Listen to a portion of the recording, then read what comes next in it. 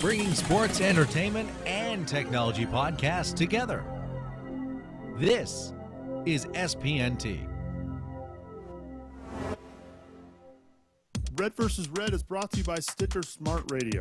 Download the Stitcher Smart Radio app today at stitcher.com/SPNT.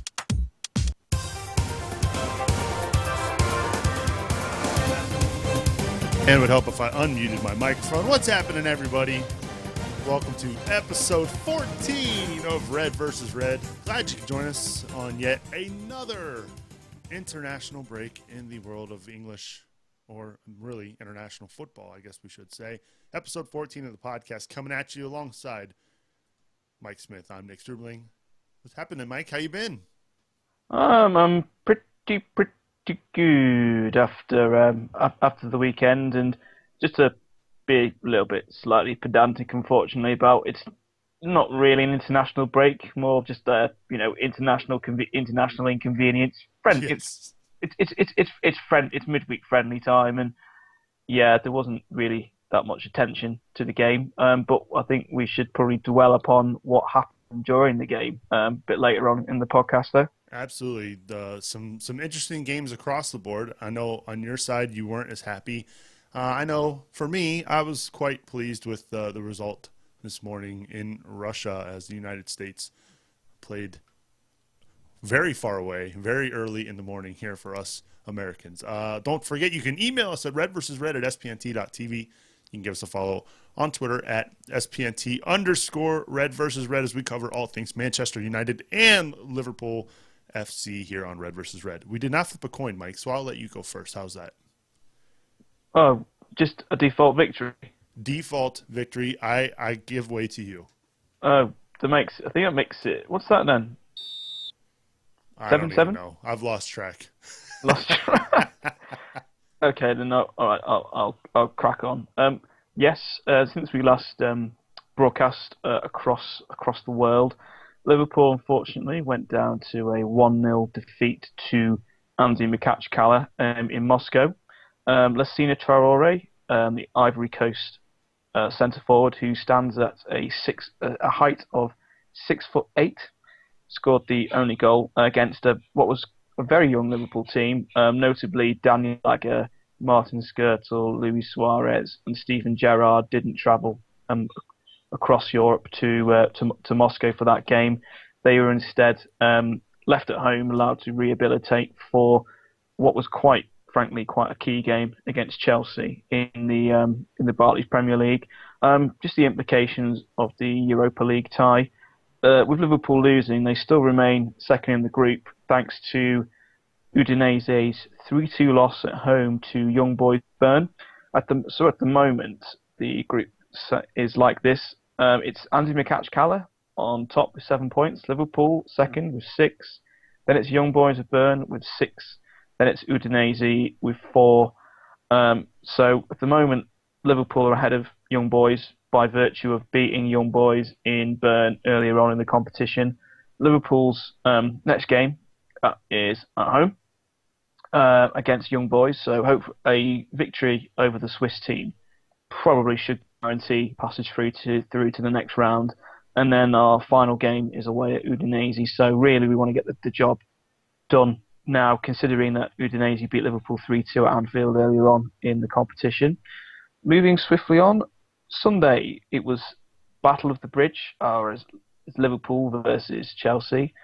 Liverpool started a bit unorthodoxly with an orthodox 5 at the back, 2 wing backs, and 3 centre midfield, and then 2 up front. The 2 centre forwards being Luis Suarez and Raheem Sterling. Liverpool, unfortunately, go 1-0 down to a John Terry header following a corner. That was John Terry's 50th goal for Chelsea. And again, Liverpool had a lot of the possession, but Chelsea looked so threatening upon the counter-attack. The game was somewhat marred by the injury to John Terry in the second half. It was completely accidental. Luis Suarez with the ball, running with the ball. He loses the ball. Terry goes in for the challenge, but Suarez and the momentum can't get out of the way at the same time. Fortunately, lands onto Terry with his full weight. It almost looked like he was pushed into him, though, Mike. Yeah, I mean, what you think? What Suarez has pushed into Terry? Yeah, I think Suarez. It looked Yeah. like the guy from Chelsea. I don't remember who it was. I think it was Mikel. He was pushing him from winning the ball from behind, and it pushed into Terry, wasn't it? He couldn't get out of the way, and Right. he just took the full brunt of the on his right knee, and it looked pretty horrible to start with. But for Chelsea's and England's sake, well, not for England's sake, 'cause he's retired from England now, but for England, for Chelsea's sake, Terry, he looks as if he's going to be out for a couple of weeks. It just looks that he's got a knee sprain, where it did actually straight away. I thought that was a torn ligament, and I thought that would be at the end of his season. And then during the second half, Liverpool from a corner, flick on the near post, Jamie Carragher, Luis Suarez at the back post and took it in. I was overjoyed. That's his 8th goal of the season. That makes him the joint top scorer in the Premier League with Robin van Persie. I don't think that's quite Luis Suarez. That's not bad for a guy who apparently can't finish to be chopped up to be joint top goal scorer in the Barclays Premier League at the moment this season. From then on, it did look though Liverpool were the only team looking to be victorious in that tie, but the game then proceeded to peter out. I think as both sides realised that both sides' European adventures during midweek took a toll, and then it was a very useful point for Liverpool. I think it was probably more 2 points lost for Chelsea, considering the other ties that happened, what happened during the same day. But as a Liverpool fan, I've not got the greatest record away at Chelsea. So I'm more than happy to take a 1-1 draw away at the Bridge.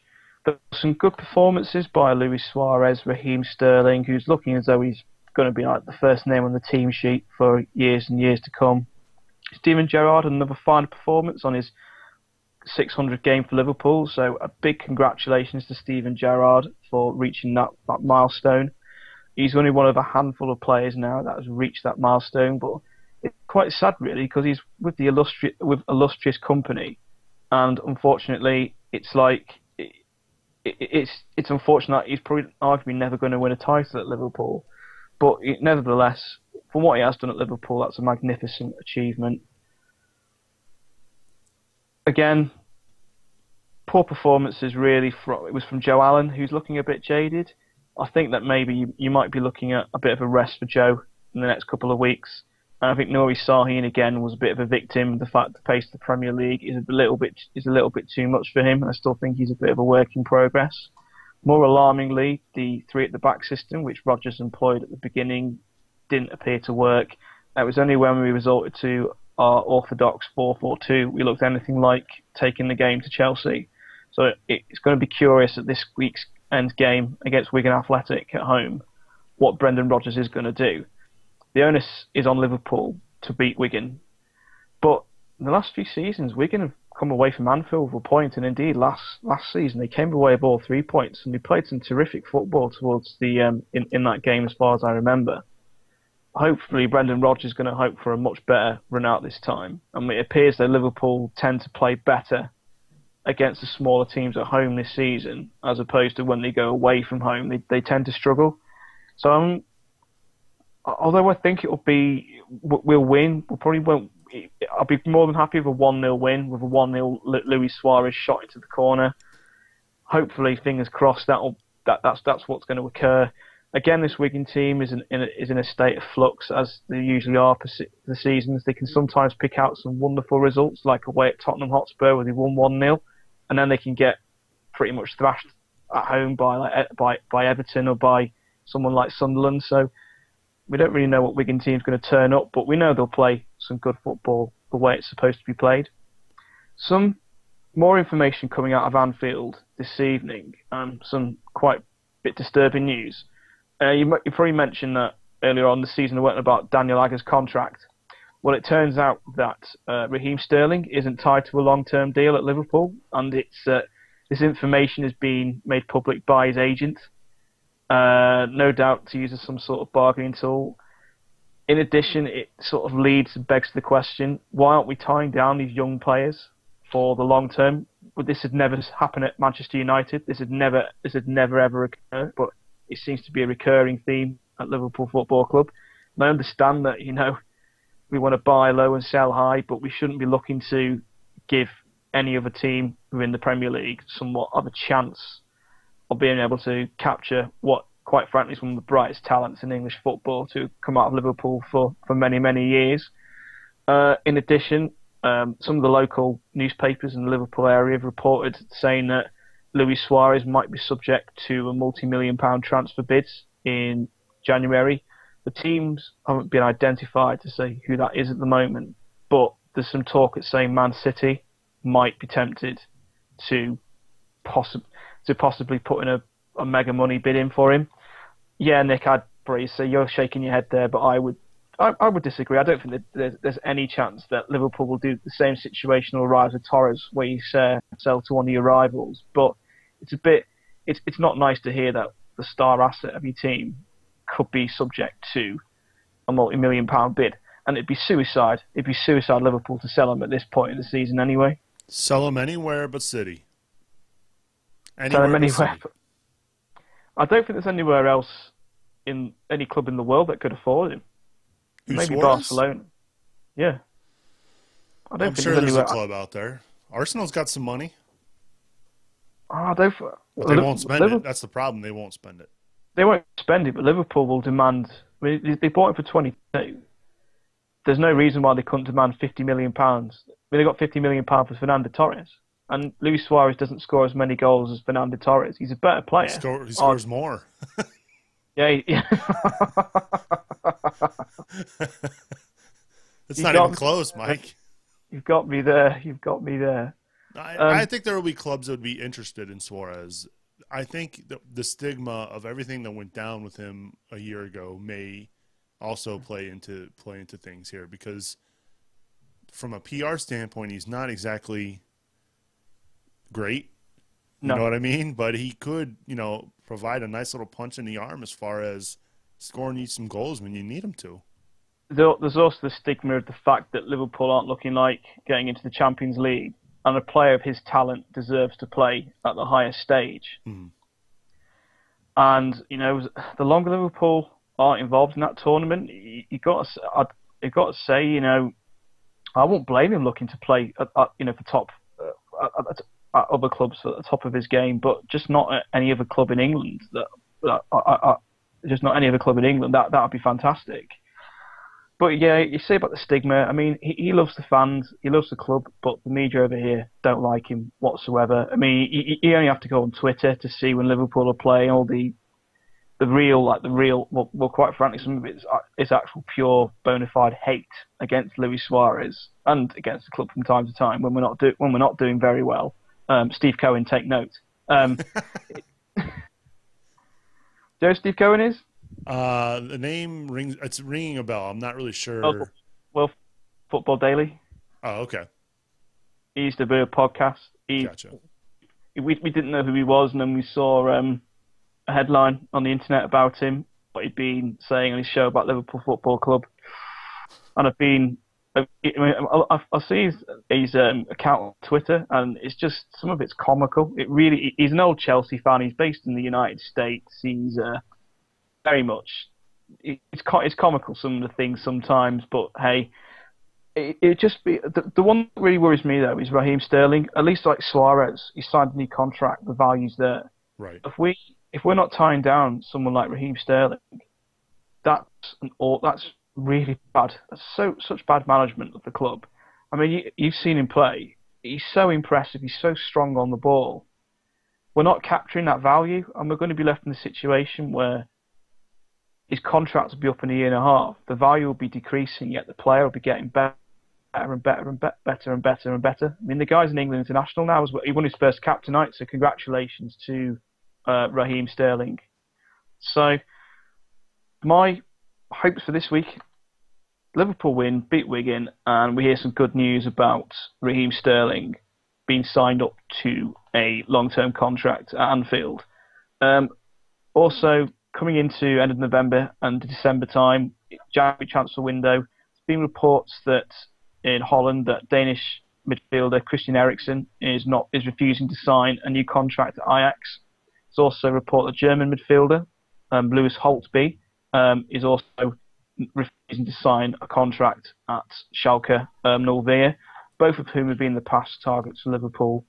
If we get either one of those, then I think it'd be adding further depth to the squad. They're both quite neat and tidy footballers. In addition, and I think that getting Sahin from Real Madrid probably cost in the region of tens of millions. We can get a player for nothing. To go figure. I think that's exactly what our owners are looking for. Good, young, talented footballers who will get better, and then if we need be, sell them on in the future. Someone like Lewis Holtby would be ideal. I mean, he's actually Holtby, not exactly the most German of names. His father's English, so he can, he knows about the culture, he knows about the stature of Liverpool Football Club. Christian Eriksen as well. He's a fluent English speaker. He knows all about the stature of the club. He played at Ajax with Luis Suarez. So there wouldn't be. We got straight away a teammate to hopefully help him settle in at Liverpool Football Club. We got about a minute left, Mike. Are they going to be? Is Liverpool going to be buyers here at the in the transfer window here? Or are they going to be looking to maybe move some pieces as far as their own squad?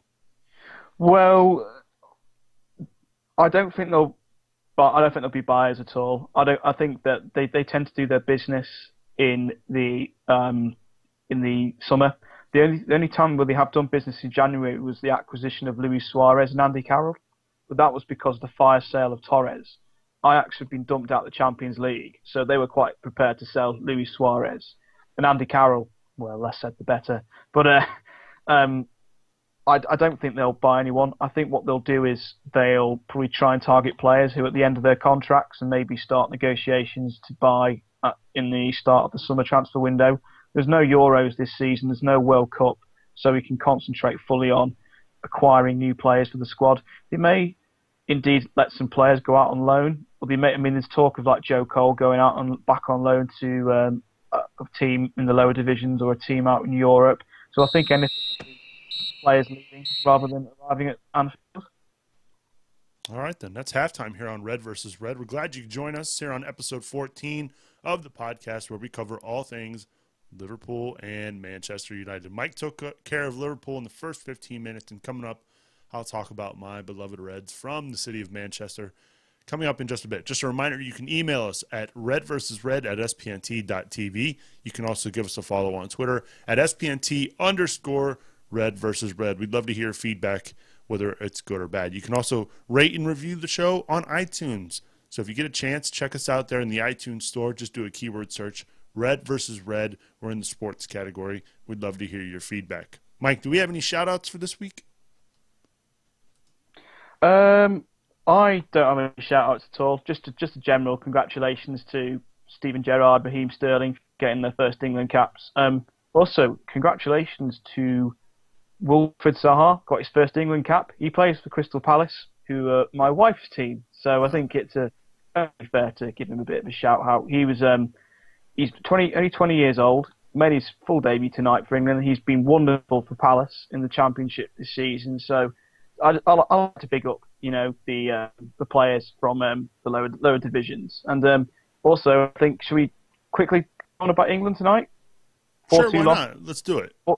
4-2 loss away at Sweden, sadly. Listeners of Red versus Red, if you haven't seen it already, go on YouTube, type in Zlatan, fourth goal, and you'll be prepared to see, quite frankly, it's the best goal ever, quite frankly. Ibrahimovic manages to bicycle kick volley, the ball 40 yards out, perfectly into the unguarded England net. You'll never see a goal quite like it. Go watch it. Go out there and watch it yourself. You're shaking your head there, Nick. I'm sorry, but I don't know if it's the greatest goal I've ever seen. I mean, it was a good goal. I mean, to hit a bicycle kick from that far out and score a goal. The guy's not even looking at the goal, though. Yeah, but I mean, there was no goalie in the net, and I don't know. Oh, but he's still got to do it, though. He's still got to do it from that angle. I'm not saying it wasn't a good goal. I thought it was a good goal. I don't know if it's the greatest I've ever seen. I still think Wayne Rooney's bicycle kick against City a couple years ago was better. Ooh, I don't know. I thought I could say probably Gerrard's FA Cup final, various Gerrard goals against Man United, Torres' fourth goal against Man United. I think this Ibrahimovic. I'm sorry, but the technique, the fact he's got his back to goal, even the ball doesn't even bounce. He just picks it up in the air, and he still gets enough power, and it manages to dip at the last second. I mean, it's not. Believe me, it's not defying the laws of physics. It's an unguarded goal, but it's incredible. It's brilliant. It's art. It's absolute artistry. Right. Go and watch it. I mean, I will have you for this, Suberling. I will nail this. I will nail you this. Listen, you. I will post a link in the show notes to this goal so everybody can see it. It was pretty remarkable.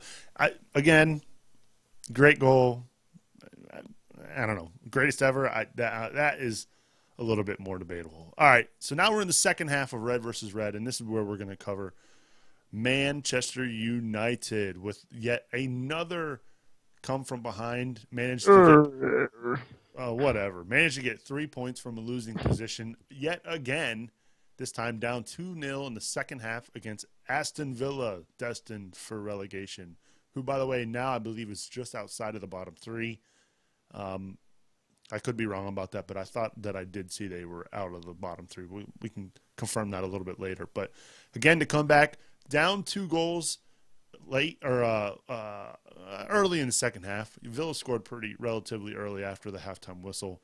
Chicarito, Javier Hernandez, you talk about a guy in form. He may be the most in-form striker in the Premier League at the moment, and yet he can't even get into the starting lineup. It was second half substitution by Sir Alex. He comes on, scores 3 goals. Now, one of them was probably going to be deemed. I don't know if the goals panel has come out and said if that was an own goal or not, Mike. But, Hernandez is claiming a hat trick. Either way, he was the reason why the United scored 3 goals in the second half to win at Villa Park. What a fantastic performance by Manchester United. A couple of times, Robin van Persie hits the woodwork within a minute of each other. Hit the crossbar on a header, and then a couple seconds later, cutting in from the right side, just outside of the 18, with a left-footed blast, hits off the woodwork. You knew at that point it was going to be United's day. It was going to come, and sure enough, in the 87th minute, Javier Hernandez heads it into the lower right-hand corner as United clinches the 3 points against Villa, continues to stay top of the league, thanks in part to Liverpool taking points away from Chelsea, which, by the way, I meant to mention this during the last segment. You couldn't beat Chelsea for me? You couldn't do that for me, Mike? Come on now. Nick, we have no centre forwards. We have no centre forwards, man. You must know this. You've seen our form this season. It's pretty dire. All right. And Chelsea were like top of the league, man. They were looking so good. It's not our fault. They're just generally incapable of taking advantage of weak. It's a weak United defence, which you have to say they were somewhat fragile at the weekend, going 2-0 down to a Max Weimann double. It should have been a triple. Yeah. He had an awesome header that was just right at De Gea. That could have been the difference right there. Game set. Yeah. I mean, right there could be the difference in relegation versus staying in the Premier League.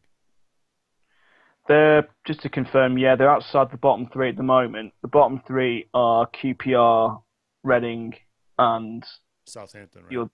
Southampton. Now, Southampton look doomed, quite frankly. They look gone already. Reading look more or less on the verge of being doomed. The only thing that can save QPR is the fact that Mark Hughes has been in that position already, and anything that can save Villa is possibly win the forwards, and maybe they can improve their defence at the back, and generally can get it together. I mean, or it could be the situation that Villa are looking for just not to be as bad as the other 3 teams underneath them, but we'll wait and see. But it was sadly for the rest of the league, it was a great win for United, and Hernandez has been awarded the hat trick. I know it was a somewhat questionable deflection into the goal, but he has been awarded the actual hat trick himself. All right. He's not going to like me saying this, but I think he is the new Solskjaer, as in not very effective at the start of the game, but coming off the bench, he wins you the games. I know what you're saying. I see what you're saying. And part of me, and Sir Alex has kind of come out, and he's already said that Hernandez will get the start, I believe, this weekend. So we'll see if that actually happens. I don't know if it will or not. With Rooney being hurt, it certainly helps his chances. Yeah. I don't know how hurt Rooney is. I'd imagine he won't be out for long. He didn't play in the England fixture today, but No. It didn't seem like that serious of a knock. So we'll see how that goes. And plus, he hasn't even really been playing up top anyway. He's been playing more of a midfield role type anyway. It was nice to see Ashley Young get back in there. I haven't seen him in, gosh, it seems like it's been months since we've seen him play. Nani's still in the doghouse. I thought Valencia did not have his best game on Saturday. I felt in the first half he stood on the ball a little too much. Instead of just going and hitting the early crosses, he just kind of stood, and it was really easy to read what he was trying to do. And I think Villa also had a lot to do with that. They did a really good job defending him on Saturday. But I thought he could have done better. Rooney was all right. Again, Paul Scholes, the assist on the first goal to Hernandez was fantastic. Yeah, it was an amazing ball, wasn't it? He's the man, Mike. It's still worrying for United that you say Paul Scholes is the man. I mean, he's getting on 37, 38. Who's going to replace? He will be gone. Who's going to replace him though? I mean, Anderson was supposed to do it. I mean, he makes Michael Carrick look good, and that's a difficult job, making Michael Carrick look good in that United team. But I thought Anderson came on in the second half. He replaced Scholes, and I thought he did okay. I mean, he tends to get a little more forward, whereas I think Scholes and Carrick like to stay back a little bit more. Scholes mainly because he doesn't have the pace or the energy, frankly, to go up and down the field. So I think he tends to stay back a little more. But at the same time, I think Anderson, has he ever really been given a chance to kind of show what he's capable of? You know, I'm not sure what to think of Anderson. I see flashes of some brilliance here and there, but then there are games where you're just kind of like, what are you doing? Yeah. And I think that's where Ferguson remembers the games where he actually performs poorly rather than what he does and what he's very good at. You're totally correct about Valencia, but I think he'd been told by Fergie to possibly, rather than running direct, get the Villa fullbacks, was try and be a bit more creative and a bit more incisive. The defence tends to play very, very, very deep. Unlike when he played Liverpool, where Liverpool's fullbacks, Johnson, Enrique, and told to get forward and then leave those holes at the back for Valencia to get those crosses in. Villa's fullbacks hold very firmly.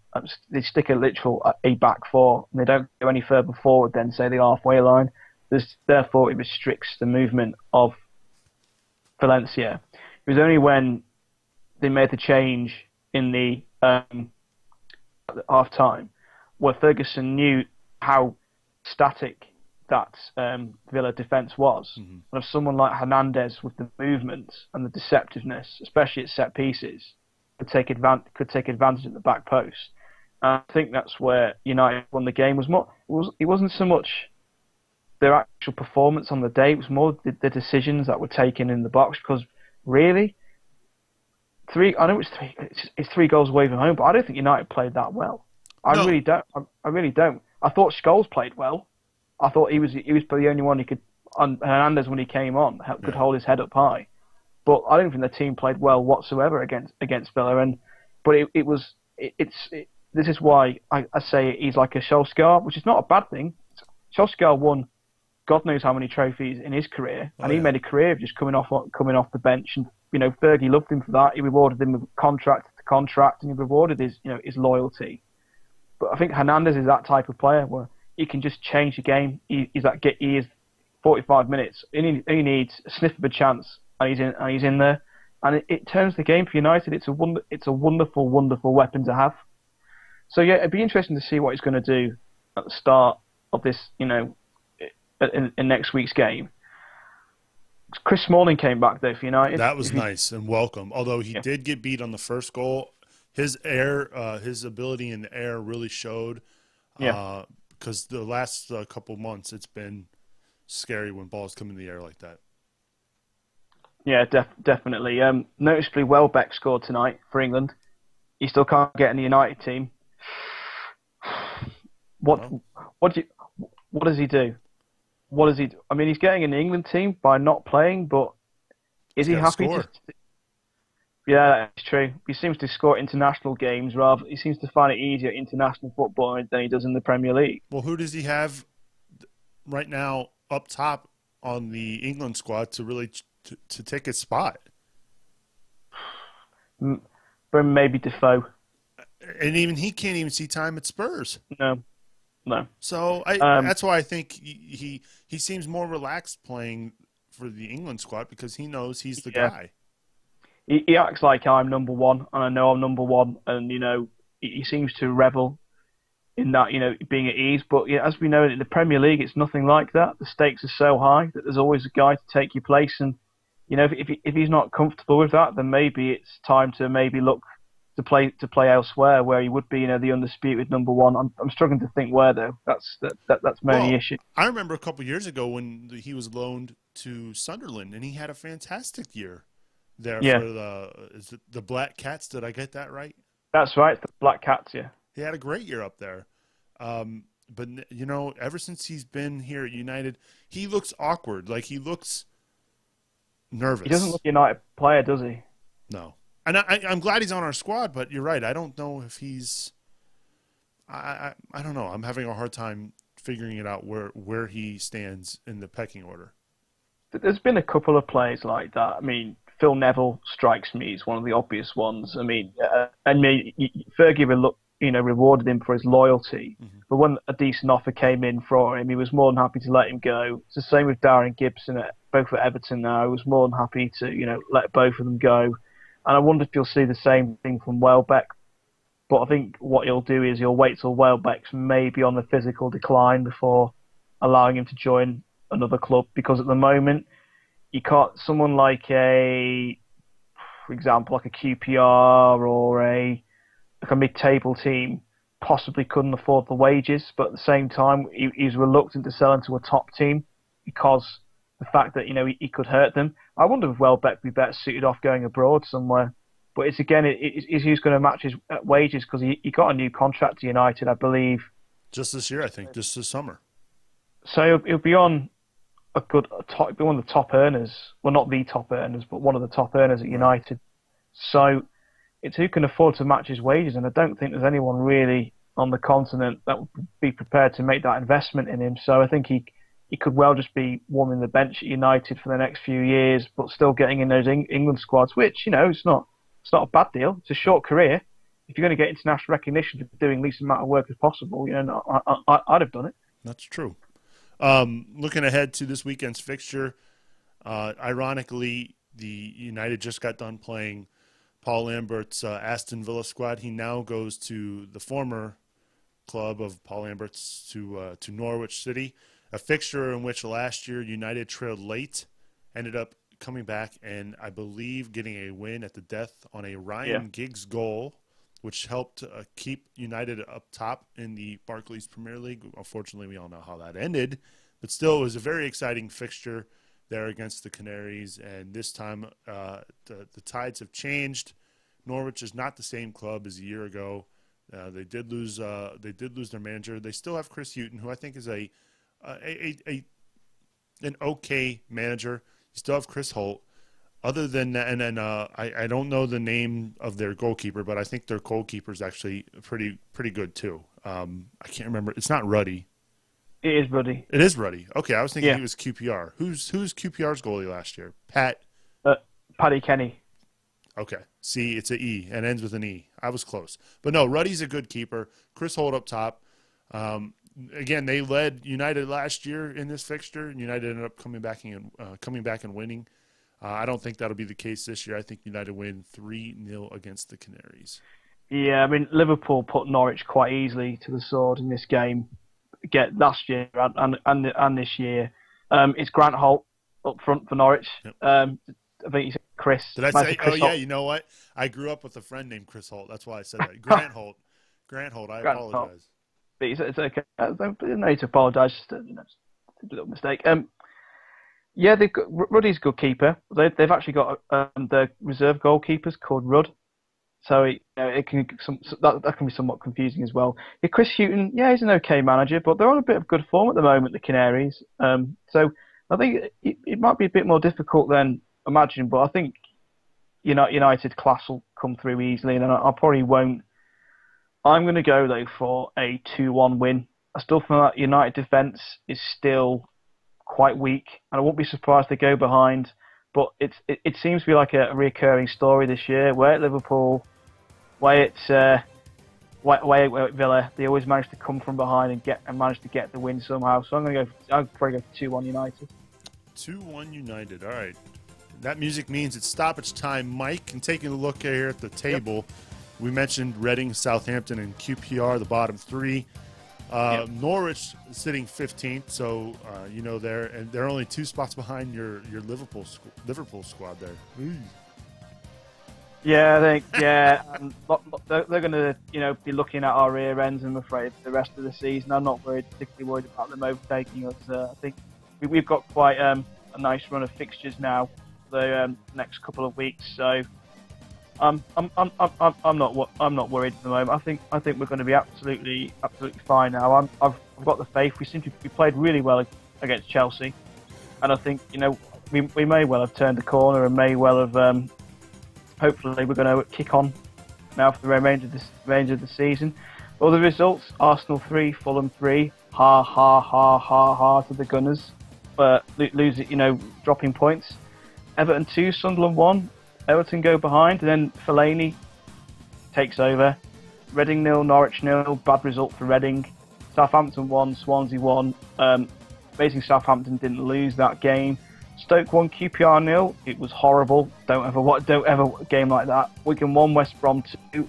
Awful result for Wigan. They really needed the points there. Also Newcastle 0, West Ham 1. Andy Carroll returned to St James's Park, West Ham player. Please note that he didn't get all-rounder booings when he plays for West Ham, but he gets a round of booings when he plays for Liverpool. Double standards. And Man City 2, Tottenham 1. Tottenham grabbed defeat from the jaws of victory. You must have been a bit cheesed off with that. Yeah, a little bit. I was not pleased, but hey, But I'm looking forward to this weekend though, because Arsenal Spurs, a nice little London derby. North London derby. Also, in tonight's other game, the Cold War, Russia 2, USA 2. What happened in that game? Well, it was pretty exciting. Michael Bradley, I believe he plays for Roma, hit a fantastic volley from outside the 18, probably about 23 yards out, off the post and in to make it 1-1. Then in the 83rd minute, Tim Howard looks to have the play safe at hand. He was going to take the ball off the striker's feet. Instead, Clarence Goodson comes in and fouls the offender, and now there's a penalty kick. The United States go down 2-1, and then in the 94th minute, Max Diskerud with a game-winning volley from basically the same spot that Michael Bradley hit it at to get a 2-2 draw in Russia. Nice result for the United States. Excellent result in the. Did you guys call that the Cold War or anything like that? Not anymore. It used to be, but. We've got about 30 seconds left, Mike. Is there anything else we need to cover? Well, aside from international breaks, there's nothing really.